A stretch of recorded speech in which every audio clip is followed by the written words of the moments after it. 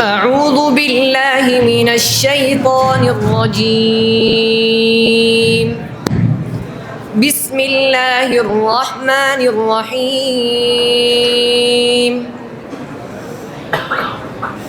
قل يا أيها الناس إن كنتم في شك من ديني فلا أعبد الذين تعبدون من دون الله ولكن أعبد الله الذي يتوفاكم وأمرت أن أكون من المؤمنين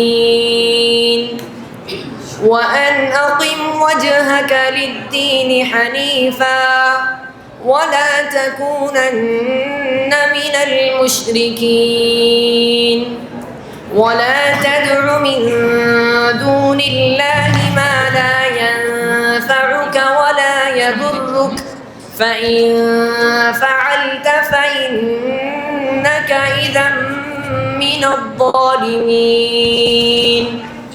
وإن يمسسك الله بضر فلا كاشف له إلا هو وإن يردك بخير فلا راد لفضله يصيب به من يشاء من عباده وهو الغفور الرحيم. قل يا أيها الناس قد جاءكم الحق من ربكم فمن اهتدى فإنما يهتدي لنفسه ومن ضل فإنما يضل عليها وما أنا عليكم بوكيل.